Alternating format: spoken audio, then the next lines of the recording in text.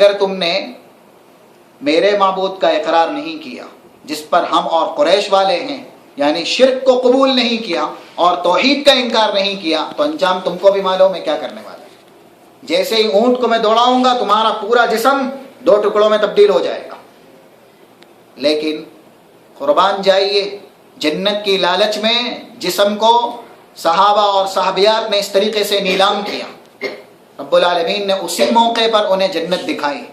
یہ تاریخی صحیح اثر ہے کہ اس موقع پر رب العالمین اہل ایمان کی مدد کرتا ہے، اور ہماری اور آپ کی نگاہ میں جو دنیا میں باحیات رہتے ہیں اس طرح کی تکلیف غیر معمولی ہوتی ہے، بہت بڑی تکلیف ہوتی ہے، لیکن جو لوگ یہ قربانی اللہ کے لیے دے کے جاتے ہیں ان کے لیے اگر آپ کے جسم میں چوٹی بھر لی جائے اس سے بھی معمولی اور کمتر تکلیف ان کو ہوتی ہے۔ یہ اللہ کی طرف سے رب العالمین نے ان کی شان فضیلت میں قرآن کے حروف نازل کیے، ان الذین قالوا ربنا اللہ ثم استقاموا تتنزل علیہم الملائکہ الا تخافوا ولا تحزنوا وابشروا بالجنۃ التي کنتم توعدون۔ جو لوگ صرف محض یہ کہنے پر اکتفا نہیں کرتے لا الہ الا اللہ محمد الرسول اللہ، بلکہ یہ کہنے کے ساتھ ساتھ اگر ان کو دکھانے اور جتانے کا موقع مل جائے کہ لا الہ الا اللہ کی فضیلت کیا ہے، تو وہ لا الہ الا اللہ کی فضیلت کے لیے جان تک بھی نیلام کرتے ہیں۔ وہ عملی اعتبار سے ثبوت پیش کرتے ہیں کہ جان اللہ نے دی ہے، اگر اللہ مانگے گا تو اس کی راہ میں ہم دے دیں گے۔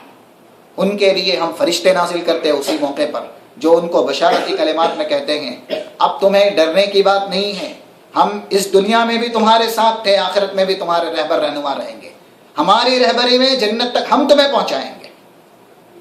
وَلَكُمْ فِيهَا مَا تَشْتَهِي أَنفُسُكُمْ وَلَكُمْ فِيهَا مَا تَدَّعُونَ نُزُلًا مِّنْ غَفُورٍ رَّحِيمٍ۔ اور جنت میں جانے کے بعد جو تم چاہو گے، جو تم مطالبہ کرو گے، وہ سب کچھ موجود ہے، اور یہ غفور الرحیم کی مہمانی ہے۔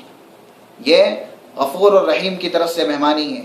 کہنے کا مقصود یہ ہے کہ صحابہ، صحابیات، انبیاء، رسل، اولیاء اور جو بھی ذی عقل اور ذی شعور تھے جنہیں اللہ نے ہدایت کے راستے پر آمادہ کیا، انہوں نے ہدایت کی قدر و قیمت سمجھی، کبھی بھی دنیا سے دل لگی نہیں کی، اور دنیا کی نعمتوں پر آخرت کی نعمت کو ترجیح، دنیا کی نعمتوں کو آخرت کی نعمتوں پر کبھی بھی ترجیح نہیں دی۔ ہمیشہ رویہ یہی رہا کہ دنیا کی نعمتوں سے ہمارا دامن چھوٹے، کسی طرح آخرت کی نعمت ہمیں مل جائے۔ آخرت کی نعمتیں ان کا ٹارگٹ رہی، ان کی منزل رہی، جس کی طرف وہ پوری زندگی گزار کے دنیا سے رخصت ہو گئے۔ اسی لیے رب العالمین نے ان کا شمار متقین بندوں میں کیا۔ آج ہماری اور آپ کی کیفیت یہ ہے کہ دنیا میں ہمیں دل لگی زیادہ ہے، دنیا کی نعمتیں یہی ہماری کامیابی اور فلاح بہبودی بن گئی ہیں، ہمیں تصور تک نہیں ہے کہ آخرت اور جنت کی نعمتیں کیا ہے۔ اسی لیے اس عنوان کا انتخاب کیا گیا تاکہ ہم جنت کی نعمتیں اور جنت کے اندر رب العالمین نے اہل ایمان کے لیے جو اکرام اور اعزاز تیار کر رکھا ہے سنیں، تاکہ ہمارے دل میں اس کی لالچ پیدا ہو، اور اس روشنی میں ہم دنیا کی زندگی کس طرح گزاریں اپنے آپ کا محاسبہ کریں۔ ہمیں جنت کی طرف قدم بڑھانے ہیں۔ جنت کیسے ملتی ہے؟ وہ اعمال کرنے ہیں، جیسا کہ محمد رسول اللہ صلی اللہ علیہ وسلم نے کچھ عمل بتایا جو بہت آسان ہے اگر ہم اور آپ کو جنت میں جانا ہے اور جنت حاصل کرنی ہے۔ مثلا شہادتین کا اقرار کرنا ہے اور زندگی بھر شہادتین کلمہ لا الہ الا اللہ محمد رسول اللہ کو صحیح سالم رکھنا ہے، شرک سے اپنا دامن بچانا ہے۔ ویسے ہی نبی اکرم صلی اللہ علیہ وسلم کی صحیح حدیث ہے ترمذی کے اندر، من صلی 12 رکعۃ كتب اللہ لہ براءۃ من النار وبنى اللہ لہ بیتا فی الجنہ۔ جو شخص دن میں 12 نمازیں پڑھتا ہے، جس کو ہم سنت موقدہ کہتے ہیں، دوسری روایتوں میں 10 نمازیں، چاہے آپ 10 پڑھیں یا 12 پڑھیں، تو اس کی فضیلت یہ ہے کہ رب العالمین آپ کو جہنم سے بچائے گا اور آپ کے لیے جنت میں گھر بنائے گا۔ اس سے بھی آسان کام آپ دیکھیے، من بنا للہ مسجدا بنى اللہ لہ بیتا فی الجنہ۔ جو اللہ کا گھر بن رہا ہے، مسجد بن رہا ہے، مسجد بن رہی ہے، وہاں کی تعمیر میں معمولی سا حصہ لے۔ اگر حدیث میں الفاظ ہے ایک انڈے کے برابر بھی اگر اللہ کا گھر بن رہا ہے اس میں اس نے حصہ دیا ہے، اس کا حصہ صرف ایک انڈے کے حصے کے برابر ہے اس گھر کے اندر، تو بھی رب العالمین اس کے لیے جنت میں محل بنائے گا۔ یہ حدیث سے اس بات کو واضح نہیں کرتی کہ آپ اتنا بھی حصہ ضروری لیں جہاں بھی اللہ کا گھر بن رہا ہو، یعنی اس گھر کے اندر آپ کی قدر و قیمت ایک انڈے کی جگہ کے برابر بھی ہو، نہیں، یعنی آپ اگر زیادہ دے رہے یا کم دے رہے ہیں لیکن اللہ کے گھر کی تعمیر کے لیے دے رہے ہیں، اللہ کے لیے دے رہے ہیں، تو رب العالمین آپ کے لیے جنت میں گھر بنائے گا۔ نبی اکرم صلی اللہ علیہ وسلم نے کہا ما منکم من احد یتوضا فیسبغ الوضوء ثم قال اشهد ان لا اله الا الله وحده لا شريك له واشهد ان محمدا عبده ورسوله فتحت له ابواب الجنة الثمانية۔ جو آدمی وضو کرتا ہے، اچھی طرح وضو کیا اور اس کے بعد اس نے کہا جو وضو کی دعا ہے وہ پڑھی، تو اللہ کے نبی کہہ رہے اس کے لیے جنت کے 8 دروازے کھول دیے جاتے ہیں۔ 8 دروازے جنت کے صرف وضو کرنے اور وضو کی دعا پڑھنے کے بعد کھول دیے جاتے ہیں۔ اندازہ کیجئے اس سے بھی آسان عمل کیا ہے۔ ابراہیم علیہ السلام جنت میں تھے جس وقت نبی اکرم صلی اللہ علیہ وسلم نے جنت کا دیدار کیا، وہاں دیکھا ابراہیم سے بھی آپ نے ملاقات کی۔ ابراہیم علیہ السلام نے پہلے اللہ کے نبی صلی اللہ علیہ وسلم سے کہا اقرئ علی امتی منی الصلاۃ، میری طرف سے آپ اپنی امت کو سلام کہیں۔ اس کے بعد کہا کہ جنت میں پلانٹنگ ہے، باغیچے ہے نا، اس کے اندر اگر کسی کو پلانٹنگ کرنی ہے تو کیا ہے؟ غراس الجنہ، غراس بولتے ہیں عربی کے اندر، یعنی کوئی آپ درخت لگائیں اس کو غراس الجنہ، سبحان اللہ وبحمدہ، سبحان اللہ العظیم۔ جس نے ایک مرتبہ کہا سبحان اللہ یا ایک مرتبہ کہا الحمدللہ، اس نے جنت کے اندر ایک پودا لگایا۔ یوں سمجھئے کہ وہ پودا اس کو ملے گا، اب جنت میں جائے گا تبھی تو وہ پودا اس کو ملے گا۔ یہ معمولی اعمال ہیں جو درجے میں، مقام اور رتبے میں بہت غیر معمولی ہیں، کرنے کے اعتبار سے بہت آسان ہے، لیکن مقام اور رتبے کے اعتبار سے بہت وزنی اور بہت بھاری ہیں، بہت فضیلت یافتہ ہیں۔ ہم ایسے اعمال کو اپنی زندگی کا رویہ بنائیں، اور اپنی زندگی میں جو فاضل اوقات ہوتے ہیں جس میں ہم لا یعنی گفتگو کرتے ہیں، ان اوقات میں تسبیح، تحلیل، تکبیر ان کو لازم کر لیں۔ اگر ہم زیادہ سے زیادہ اپنے فاضل اور خالی اوقات کو تسبیح اور تحلیل سے پر رکھتے ہیں تو انشاءاللہ بالضرور یہی تحلیل اور یہی تکبیر ہمیں جنت تک لے کے جائے گی۔ اس لیے جنت کی نعمتیں اور جنت کے اندر جو کچھ موجود ہے ان سب کی فضیلت سننے کے بعد اب ہمارے دل میں یہ بیداری آنی چاہیے کہ ہمیں جنت کے لیے قربانی دینی ہے، ہمیں جنت کے لیے تگودو کرنی ہے، اور کیوں نہ کرے ایسی منزل کے لیے اور ایسی نعمتوں کے حصول کے لیے، دنیا کی معمولی سی نعمتوں کو حاصل کرنے کے لیے ہم کیا کچھ نہیں کرتے، بے انتہا محنت کرتے ہیں، تگودو کرتے ہیں، اور کتنے ایسے ہیں جو ضمیر تک نیلام کر دیتے ہیں، جبکہ وہ نعمتیں ہمیشہ ان کے پاس نہیں رہے گی بلکہ کبھی نہ کبھی چھن جائے گی۔ اگر کبھی نہ چھنی تو زندگی جب تک باقی ہے تب تک، جیسے ہی موت آئی تو وہ نعمتیں خود بخود اس سے دور ہو جائے گی۔ لیکن جنت کی سب سے بڑی اور سب سے بنیادی نعمت تو یہ ہے کہ جو بھی جنت میں جائے گا وہ کبھی بھی مرے گا نہیں، بلکہ جنت کی نعمتیں اس کے لیے ہمیشہ رہے گی، وہ بھی ہمیشہ رہے گا۔ وہاں موت کو ہی موت آ جائے گی، اسی لیے اللہ اعلان کروائے گا جب موت کو میڑے کی شکل میں لا کر کے جنت و جہنم کے بیچ فرشتوں سے کہے گا ذبح کر دو اور اعلان کر دو، جو بھی جنت میں ہے ہمیشہ رہیں گے، جو بھی جہنم میں ہے ہمیشہ رہیں گے۔ جو نعمتیں دائمی ہیں، ہمیشہ والی ہے، اور ان نعمتوں کی اتنی زیادہ فضیلت ہے کہ وہاں کی معمولی سی چیزیں اگر دنیا کے اندر ظاہر ہو جائے تو دنیا اور دنیا کی ساری نعمتیں اس کے سامنے پھیکی ہے۔ جیسا کہ حور عین کے تعلق سے نبی اکرم صلی اللہ علیہ وسلم نے کہا صرف طرح جو دوپٹہ ہے حور عین کا، جسم کا کوئی حصہ نہیں، صرف دنیا اور دنیا کی ساری نعمتوں سے بہتر ہے، اعلیٰ ہے۔ دنیا اور دنیا کی ساری نعمتوں سے حور عین کا دوپٹہ یہ بہتر ہے، یہ افضل ہے۔ اور جنت کی خوشبو دیکھیے، نبی اکرم صلی اللہ علیہ وسلم کہہ رہے ہیں من قتل معاہدا لم یجد رائحة الجنہ وان ریحها لیوجد من مسیرۃ 40 عاما۔ جس جگہ کی خوشبو 40 سال کی دور کی مسافت سے آتی ہو اس کے اندر کی نعمتیں کیسی ہوگی؟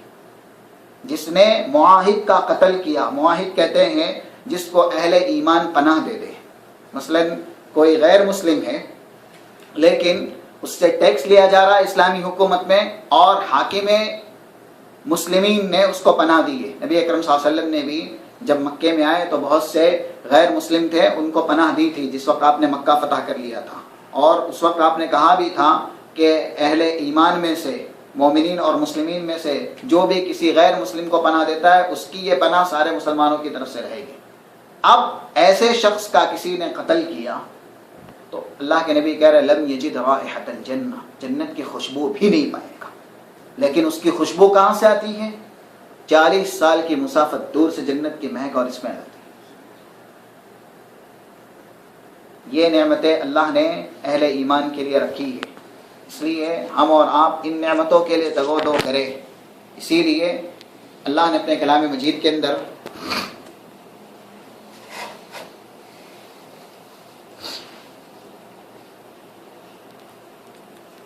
ان لوگوں کے تعلق سے تعریفی کلمات کہے جو لوگ جنت میں چلے گئے اور نعمتوں سے محظوظ ہو گئے۔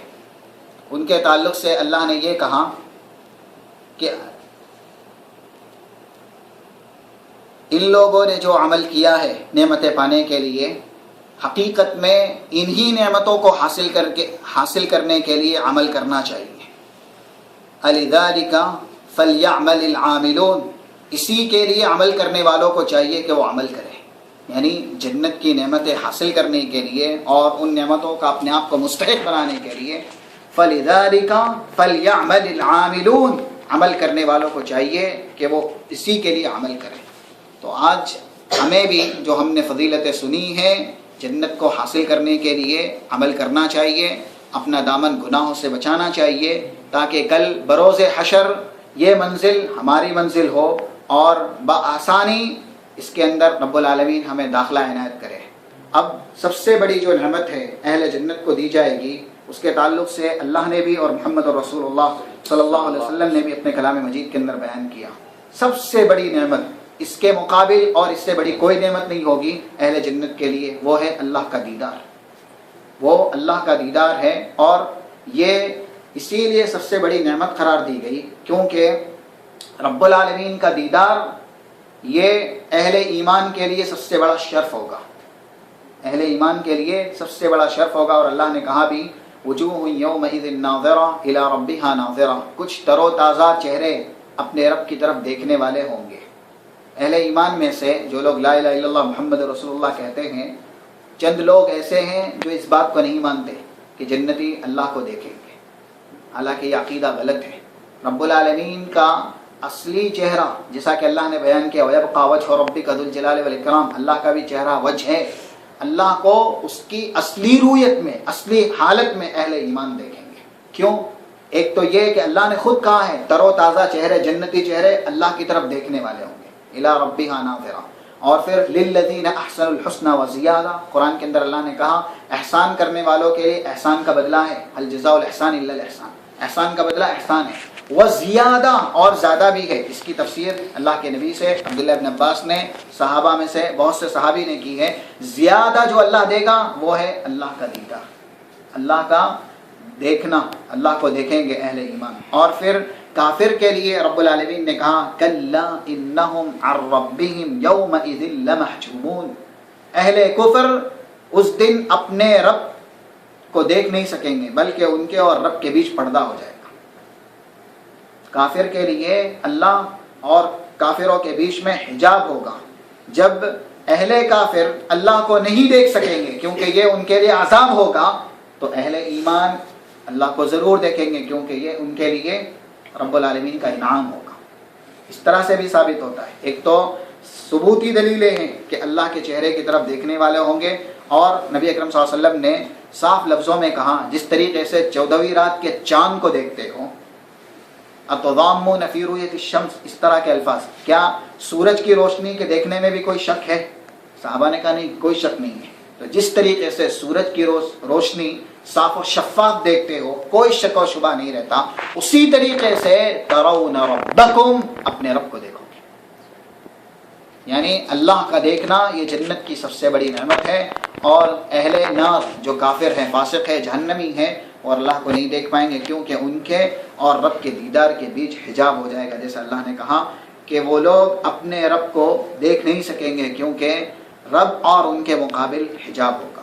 اس لیے یہ بڑی نعمت اللہ کا دیدار ہے، اور ظاہر ہے جو مختار کل ہے، مالک الملک ہے، پوری کائنات کا پیدا کرنے والا اور جنت کی ساری نعمتیں ان سب کا پیدا کرنے والا ہے، اگر ایسے خالق کا دیدار نصیب ہو جائے تو ظاہر ہے کہ وہ سب سے بڑی نعمت ہے۔ جو کائنات کا خالق ہے اور پوری کائنات اس کے قبضے قدرت میں ہے، ہر چیز اسی کی ہے۔ وَلِلَّهِ خَزَائِنُ السَّمَاوَاتِ وَالْأَرْضِ وَإِن مِّن شَيْءٍ عِندَنَا خَزَائِنُهُ وَعِندَهُ مَفَاتِحُ الْغَيْبِ لَا يَعْلَمُهَا إِلَّا هُوَ، سب کچھ اس کی وجہ سے ہے، ہر چیز چاہے بڑی ہو چھوٹی ہو سب کا مالک وہی ہے۔ ایسے مالک کا دیدار یہ سب سے بڑی نعمت ہوگی، اس لیے اہل جنت کے لیے سب سے بڑی نعمت اللہ کا دیدار۔